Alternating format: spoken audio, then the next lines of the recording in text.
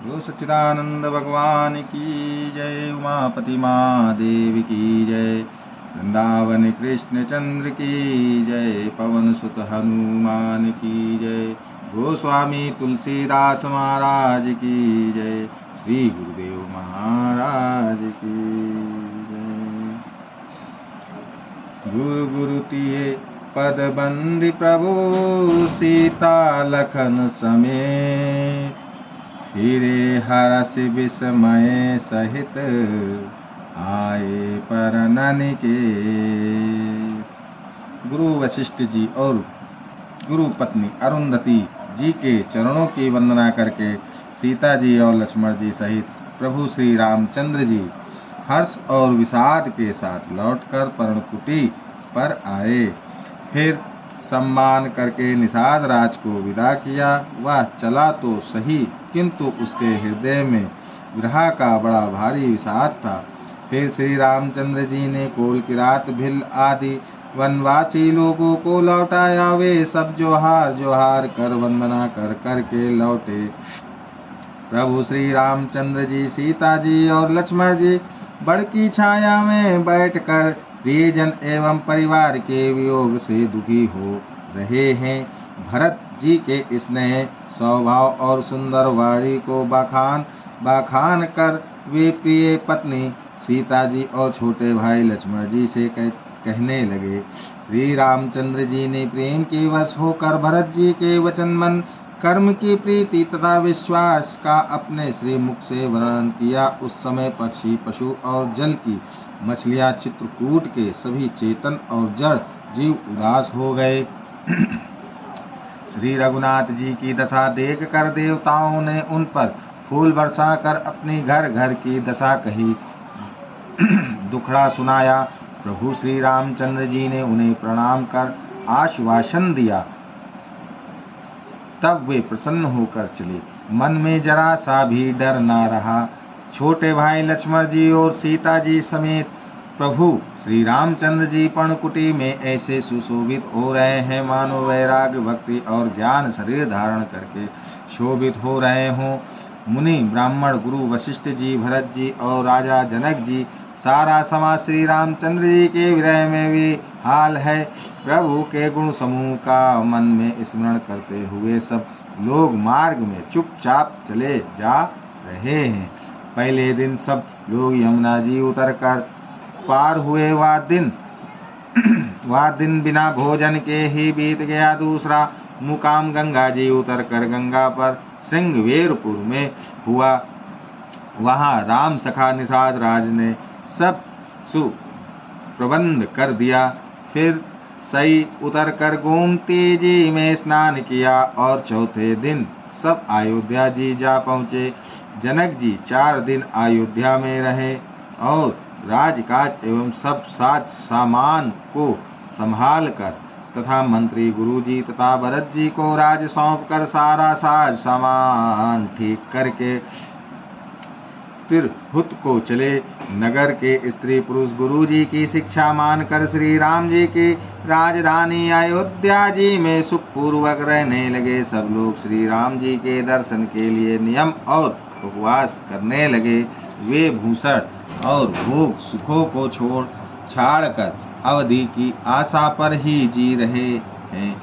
भरत जी ने मंत्रियों और विश्वासी सेवकों को समझाकर उद्धत किया कि वे सब सीख पाकर अपने अपने काम में लग गए। फिर छोटे भाई शत्रुघ्न जी को बुलाकर शिक्षा दी और सब माताओं की सेवा उनको सौंपी। ब्राह्मणों को बुलवाकर भरत जी ने हाथ जोड़कर प्रणाम कर अवस्था के अनुसार विनय और निहोरा किया कि आप लोग ऊंचा नीचा छोटा बड़ा अच्छा मंदा जो कुछ भी कार्य हो उसके लिए आज्ञा दीजिएगा, संकोच न कीजिएगा।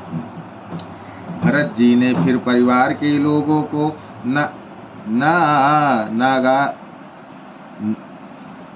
नागरिकों को तथा अन्य प्रजा को बुलाकर उनका समाधान करके उनको सुखपूर्वक बसाया। फिर छोटे भाई शत्रुघ्न जी सहित वे गुरु जी के घर गए और दंडवत करके हाथ जोड़कर बोले, आज्ञा हो तो मैं नियम पूर्वक रहूं। मुनि वशिष्ठ जी पुलकित शरीर हो प्रेम के साथ बोले, हे भरत, तुम जो कुछ समझोगे, कहोगे और करोगे वही जगत में धर्म का सार होगा। भरत जी ने यह सुनकर और शिक्षा तथा बड़ा आशीर्वाद पाकर ज्योतिषियों को बुलाया और दिन अच्छा मुहूर्त साध कर प्रभु की चरण पादुकाओं को निर्विघ्नता पूर्वक सिंहासन पर विराजित कराया। फिर श्री राम जी की माता कौशल्या जी और गुरु जी के चरणों में सिर नवाकर और प्रभु को चरण पादुकाओं की आज्ञा पाकर धर्म की धूरी धारण करने में धीर भरत जी ने नंदीग्राम में पर्णकुटी बनाकर उसी में निवास किया। सिर पर जटाजूट और शरीर में मुनियों के वलकल वस्त्र धारण कर पृथ्वी को खोदकर उसके अंदर कुश की आसनी बिछाई। भोजन, वस्त्र, बर्तन, व्रत, नियम सभी बातों में वे ऋषियों के कठिन धर्म का प्रेम सहित आचरण करने लगे। गहने, कपड़े और अनेकों प्रकार के भोग सुखों को मन, तन और वचन से तृण तोड़कर प्रतिज्ञा करके त्याग दिया। जिस अयोध्या के राज्य को देवराज इंद्र सिहाते थे और जहाँ के राजा दशरथ जी की संपत्ति सुनकर कुबेर भी लजा जाते थे, उसी अयोध्यापुरी में भरत जी अनासक्त होकर इस प्रकार निवास कर रहे हैं जैसे चंपा के बाग में भौरा श्री रामचंद्र जी के प्रेमी बड़भागी पुरुष लक्ष्मी के विलास भोग ऐश्वर्य को वामन की भांति त्याग देते हैं, फिर उसकी ओर ताकते भी नहीं। फिर भरत जी तो स्वयं श्री रामचंद्र जी के प्रेम के पात्र हैं। वे इस भोग ऐश्वर्य त्याग रूप करनी से बड़े नहीं हुए, अर्थात उनके लिए यह कोई बड़ी बात नहीं है। पृथ्वी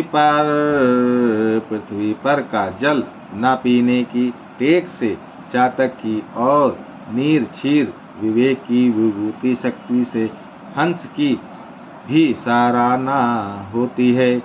भरत जी का शरीर दिनों दिन दुबला होता जाता है। तेज अन्न, घृत आदि से उत्पन्न होने वाला मेद घट रहा है। बल और सुख छवि मुख की कांति अथवा शोभा वैसी ही बनी हुई है। राम प्रेम का प्रणत नया और पुष्ट होता है। धर्म का दल बढ़ता है और मन उदास नहीं है, अर्थात प्रसन्न है। संस्कृत कोश में तेज का अर्थ मेद मिलता है और यह अर्थ लेने से घटई के अर्थ में भी किसी प्रकार की खींचतान नहीं करनी पड़ती। जैसे शरद ऋतु के प्रकाश विकास से जल घटता है, किंतु बैंत शोभा पाते हैं और कमल विकसित होते हैं। सम, दम, संयम, नियम और उपवास आदि भरत जी के हृदय रूपी निर्मल आकाश के नेत्र तारागण हैं। विश्वास ही उस आकाश में ध्रुव तारा है। 14 वर्ष की अवधि का ध्यान पूर्णिमा के समान है और स्वामी श्री राम जी की सूरति स्मृति आकाश गंगा सा रेखी प्रकाशित है। राम प्रेम ही अचल सदा रहने वाला और कलंक रहित चंद्रमा है। वह अपने समाज नक्षत्रों सहित नित्य सुंदर सुशोभित है। भरत जी की रहनी, समझ करनी, भक्ति, वैराग्य, निर्मल गुण और ऐश्वर्य का वर्णन करने में सभी सुखवी सकुचाते हैं, क्योंकि वह औरों की तो बात ही क्या, स्वयं शेष, गणेश और सरस्वती की भी पहुँच नहीं है। वे नित्य प्रति प्रभु की पादुकाओं का पूजन करते हैं। हृदय में प्रेम समाता नहीं। पादुकाओं से आज्ञा मांग कर वे बहुत प्रकार सब प्रकार के राजकाज करते हैं। शरीर पुलकित है, हृदय में श्री सीता राम जी हैं। जीव राम नाम जप रही है, नेत्रों में प्रेम का जल भरा है। लक्ष्मण जी श्री राम जी और सीता जी तो वन में बसते हैं, परंतु भरत जी घर ही में रहकर तप के द्वारा शरीर को कस रहे हैं। दोनों ओर की स्थिति समझकर सब लोग कहते हैं कि भरत जी सब प्रकार से सराहने योग्य हैं। उनके व्रत और नियमों को सुनकर साधु संत भी सकुचा जाते हैं और उनकी स्थिति देखकर मुनिराज भी लज्जित होते हैं। भरत जी का परम पवित्र आचरण, चरित्र मधुर, सुंदर और आनंद मंगलों का करने वाला है। कलयुग के कठिन पापों और कलेशों को हरने वाला है। महामोह रूपी रात्रि को नष्ट करने के लिए सूर्य के समान है। पाप समूह रूपी हाथी के लिए सिंह है। सारे संतापों के दल का नाश करने वाला है। भक्तों को आनंद देने वाला और भव के भार संसार के दुख का भजन करने वाला तथा श्री राम प्रेम रूपी चंद्रमा का सार अमृत है। श्री सीताराम जी के प्रेम रूपी अमृत से परिपूर्ण भरत जी का जन्म यदि न होता तो मुनियों के मन को भी अगम, यम, नियम, सम, दम आदि कठिन व्रतों का आचरण कौन करता।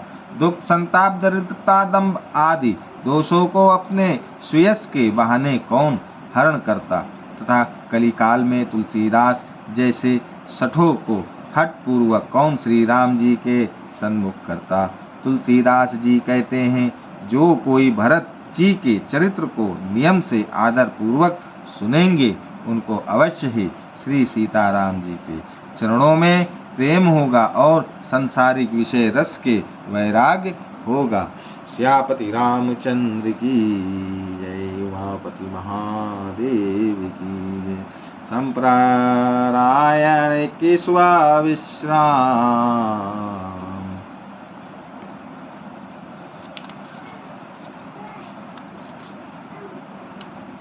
अत्रि की अतिथि।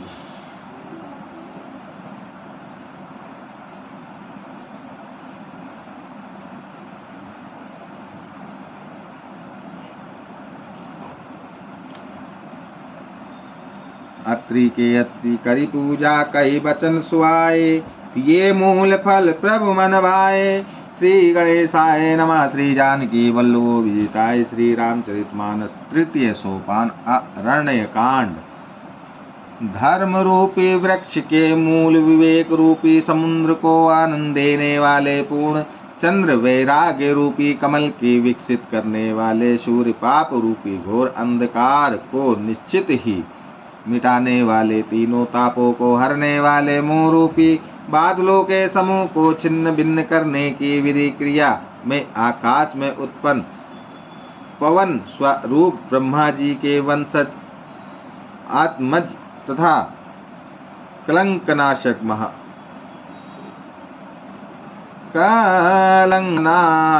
महाराज श्री रामचंद्र जी के प्रिय श्री शंकर जी की मैं वंदना करता हूँ, जिनका शरीर जल युक्त मेघों के समान सुंदर श्यामवर्ण एवं आनंद घन है, जो सुंदर वल्कल पीत वस्त्र धारण किए हैं, जिनके हाथों में बाण और धनुष है, कमर उत्तम तरकस के भार से शोभित है, कमल के समान विशाल नेत्र हैं और मस्तक पर जटाजूट धारण किए हैं। उन अत्यंत शोभायमान श्री सीता जी और लक्ष्मण जी सहित मार्ग में चलते हुए आनंद देने वाले श्री रामचंद्र जी को मैं भजता हूँ।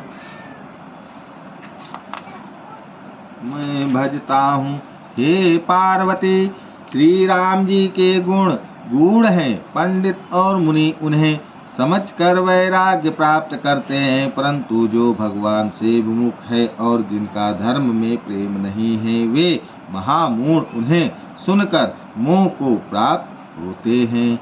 पूर्ववासियों के और भरत जी के अनुपम और सुंदर प्रेम का मैंने अपनी बुद्धि के अनुसार गान किया।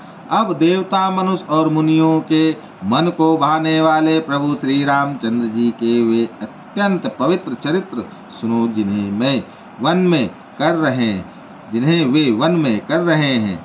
एक बार सुंदर फूल चुनकर श्री राम जी ने अपने हाथों से भांति भांति के गहने बनाए और सुंदर स्फटिक शिला पर बैठे हुए प्रभु ने आदर के साथ वे गहने श्री सीता जी को पहनाए।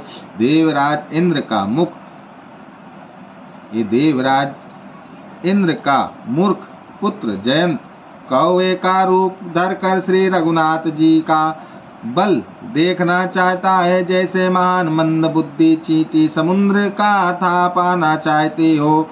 वह मूढ़ मंद बुद्धि कारण से भगवान के बल की परीक्षा करने के लिए बना हुआ कौवा सीता जी के चरणों में चोंच मार कर भागा। जब रथ बाह चला तब श्री रघुनाथ जी ने जाना और धनुष पर सीख सर कंडे का बाण साधना संधान किया। श्री रघुनाथ जी ने जो अत्यंत ही कृपालु हैं, वे जिनका दीनों पर सदा प्रेम रहता है, उनसे भी उस अवगुणों के घर मूर्ख जयंत ने आकर छल किया। मंत्र से प्रेरित होकर वह ब्रह्म बाण दौड़ा, कौवा भयभीत होकर भाग चला। हुआ अपना असली रूप धरकर पिता इंद्र के पास गया, पर श्री राम जी का विरोधी जानकर इंद्र ने उसको नहीं रखा।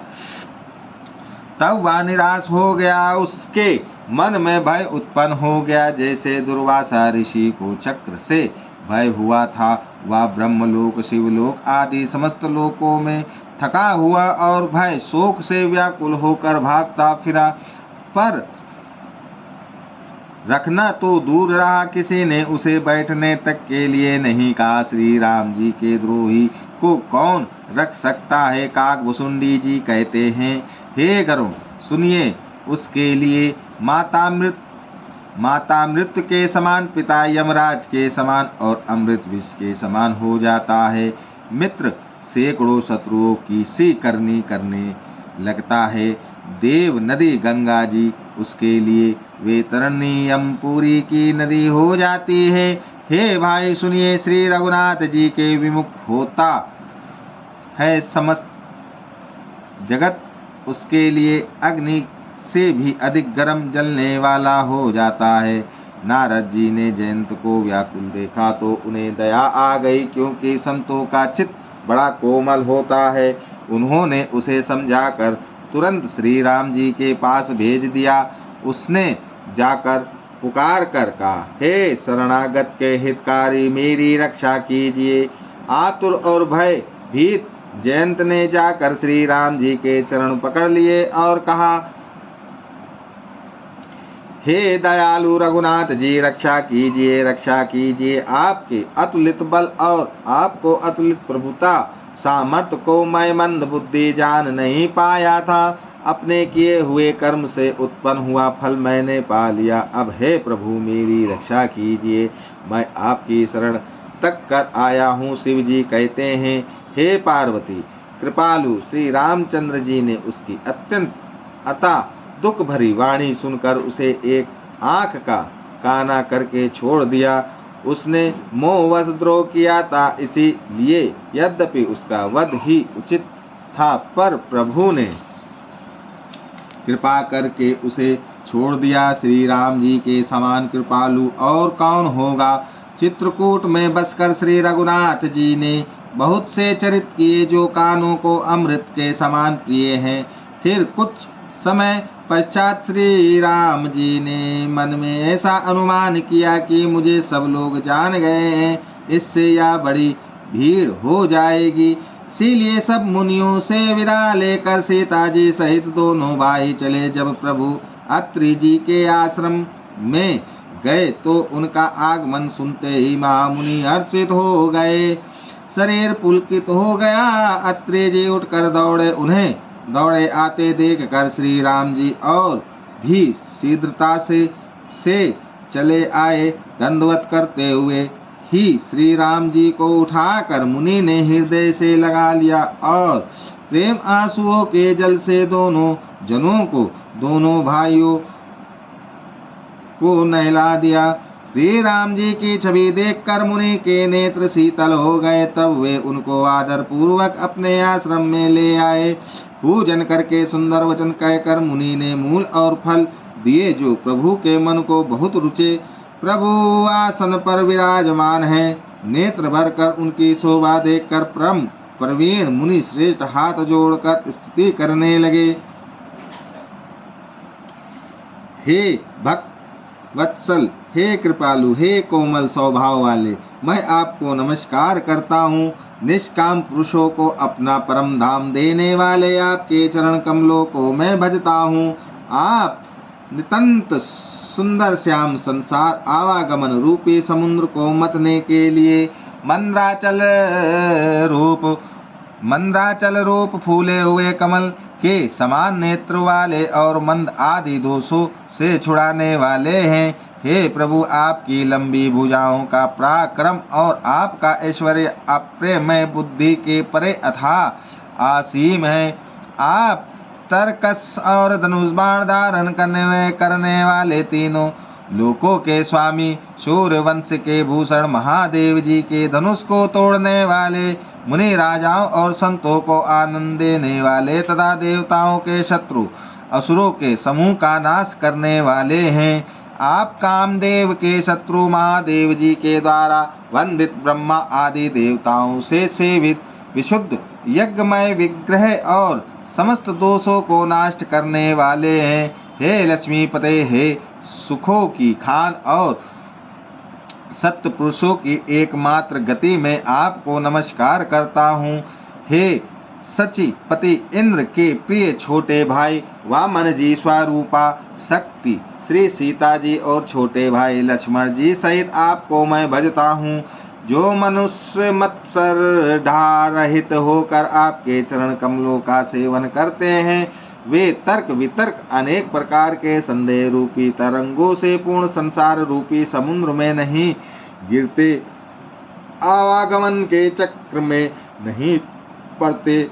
जो एकांतवासी पुरुष मुक्ति के लिए इंद्रियादि का निग्रह करके उन्हें विषयों से हटाकर प्रसन्नता पूर्वक आपको भजते हैं, वे स्वकीय गति को अपने स्वरूप को प्राप्त होते हैं। उन आपको जो एक आदित्य अभ्युत्य माइक जगत से विलक्षण प्रभु, सर्व सामर्थ इच्छा रहित ईश्वर, सबके स्वामी, व्यापक जगत गुरु, सनातन नित्य तुरीय, तीनों गुणों से सर्वथा परे और केवल अपने स्वरूप में स्थित हैं, तथा जो भाव प्रिय कुयोगियों विषयी पुरुषों के लिए अत्यंत दुर्लभ, अपने भक्तों के लिए कल्प वृक्ष अर्थात उनकी समस्त मनोकामनाओं को पूर्ण करने वाले सम पक्षपात रहित और सदा सुख पूर्वक सेवन करने योग्य हैं, मैं निरंतर भजता हूँ। हे अनुपम सुंदर, हे पृथ्वीपति, हे जानकी नाथ, मैं आपको प्रणाम करता हूँ। मुझ पर प्रसन्न होइए, मैं आपको नमस्कार करता हूँ। मुझे अपने चरण कमलों की भक्ति दीजिए। जो मनुष्य इस स्तुति को आदर पूर्वक पढ़ते हैं, वे अपनी भक्ति से युक्त होकर आपके परम पद को प्राप्त होते हैं, इसमें संदेह नहीं। मुनि ने इस प्रकार विनती करके और फिर सिर नवाकर हाथ जोड़कर कहा, हे नाथ, मेरी बुद्धि आपके चरण कमलों को कभी ना छोड़े। फिर परम शीलवती और विनम्र श्री सीता जी अत्रि जी की पत्नी अनसुईया जी के चरण पकड़कर उनसे मिली। ऋषि पत्नी के मन में बड़ा सुख हुआ। उन्होंने आशीष देकर सीता जी को पास बैठा लिया और उन्हें ऐसे दिव्य वस्त्र और आभूषण पहनाए जो नित्य नए, निर्मल और सुहावने बने रहते हैं। फिर ऋषि पत्नी उनके बहाने मधुर और कोमल वाणी से स्त्रियों के कुछ धर्म बखान कर कहने लगी, हे राजकुमारी, सुनिए, माता पिता भाई सभी हित करने वाले हैं, परंतु ये सब एक सीमा तक ही सुख देने वाले हैं। परंतु हे जानकी, पति तो मोक्ष रूप असीम सुख देने वाला है। वह स्त्री अधम है जो ऐसे पति की सेवा नहीं करती। धैर्य, धर्म, मित्र और स्त्री, इन चारों की विपरीत के समय ही परीक्षा होती है। वृद्ध, रोगी, मूर्ख, निर्धन, अंधा, बहरा, क्रोधी और अत्यंत ही दीन, ऐसे भी पति का अपमान करने से स्त्री यमपुरी में भांति भांति के दुख पाती है। शरीर, वचन और मन से पति के चरणों में प्रेम करना स्त्री के लिए बस यह एक ही धर्म है, एक ही व्रत है और एक ही नियम है। जगत में 4 प्रकार की पतिव्रताएं हैं। वेद पुराण और संत सब ऐसा कहते हैं। उत्तम श्रेणी की पतिव्रता के मन में ऐसा भाव बसा रहता है कि जगत में मेरे पति को छोड़कर दूसरा पुरुष स्वप्न में भी नहीं है। मध्यम श्रेणी की पत्नी व्रता प्राय पति को कैसे देखती है, जैसे वह अपना सगा भाई, पिता या पुत्र हो, अर्थात समान अवस्था वाले को वह भाई के रूप में देखती है, बड़े को पिता के रूप में और छोटे को पुत्र के रूप में देखती है। जो धर्म को विचार कर और अपने कुल की मर्यादा समझकर बचे रहते हैं वह निकृष्ट निम्न श्रेणी की स्त्री है, ऐसा वेद कहते हैं। और जो स्त्री मौका न मिलने से या भयवश पतिव्रता बनी रहती हैं, जगत में उसे अधम स्त्री जानना। पति को धोखा देने वाली जो स्त्री पराये पति से रति करती है वह तो 100 कल्प तक राव राव नरक में पड़ी रहती है। क्षण भर के सुख के लिए जो करोड़ों असंख्य जन्मों के दुखों को नहीं समझती, उसके समान दुष्टा कौन होगी। जो स्त्री छल छोड़कर पतिव्रत धर्म को ग्रहण करती है वह बिना ही परिश्रम परम गति को प्राप्त करती है, किंतु जो पति के प्रतिकूल चलती है वह जहाँ भी जाकर जन्म लेती है वहीं जवानी पाकर भरी जवानी में विधवा हो जाती है। स्त्री जन्म से ही अपवित्र है, किंतु पति की सेवा करके वह अनायास ही शुभ गति प्राप्त कर लेती है। पतिव्रत धर्म के कारण ही आज भी तुलसी जी भगवान को प्रिय है और चारों वेद उनका यश गाते हैं। हे सीता सुनो, तुम्हारा तो नाम ही ले लेकर स्त्रियां पतिव्रत धर्म का पालन करेंगी। तुम्हें तो श्री राम जी प्राणों के समान प्रिय हैं। यह पतिव्रत धर्म की कथा तो मैंने संसार के हित के लिए कही है। जानकी जी ने सुनकर परम सुख पाया और आदर पूर्वक उनके चरणों में सिर नवाया। तब कृपा की खान श्री राम जी ने मुनि से कहा, आज्ञा हो तो अब दूसरे वन में जाऊं। मुझ पर निरंतर कृपा करते रहिएगा और अपना सेवक जानकर स्नेह ना छोड़िएगा। धर्म धुरंधर प्रभु श्री राम जी के वचन सुनकर ज्ञानी मुनि प्रेम पूर्वक बोले, ब्रह्मा शिव और सनकादि सभी परमार्थवादी तत्ववेता जिनकी कृपा चाहते हैं, हे राम जी आप वही निष्काम पुरुषों के भी प्रिय और दीनों के बंधु भगवान हैं जो इस प्रकार कोमल वचन बोल रहे हैं। अब मैंने लक्ष्मण जी की चतुराई समझी, जिन्होंने सब देवताओं को छोड़कर आप ही को भजा, जिसके समान सब बातों में अत्यंत बड़ा और कोई नहीं है। उसका शील भला ऐसा क्यों ना हो। मैं किस प्रकार कहूँ कि हे स्वामी आप अब जाइए, हे नाथ आप अंतर्यामी हैं, आप ही कहिए। ऐसा कहकर धीर मुनि प्रभु को देखने लगे। मुनि के नेत्रों से प्रेम आंसुओं का जल बह रहा है और शरीर पुलकित है। मुनि अत्यंत प्रेम से पूर्ण है, उनका शरीर पुलकित है और नेत्रों को श्री राम जी के मुख कमल में लगाए हुए हैं। मन में विचार रहे हैं कि मैंने ऐसे कौन से जप तप किए थे जिसके कारण मन ज्ञान गुण और इंद्रियों से परे प्रभु के दर्शन पाए। जप योग और धर्म समूह से मनुष्य अनुपम भक्ति को पाता है। श्री रघुवीर के पवित्र चरित्र को तुलसीदास रात दिन गाता है। सीताराम जो श्यापति रामचंद्र की जय, उमापति महादेव की जय, वृंदावन कृष्ण चंद्र की जय, पवन सुत हनुमान की जय, गोस्वामी तुलसीदास जी की जय, श्री गुरुदेव महाराज की जय। सीता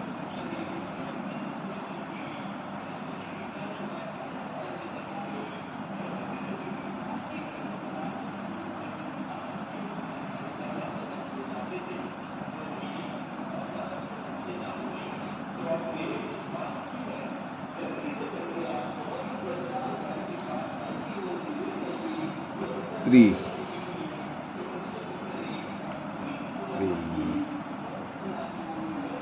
त्रिमुनि और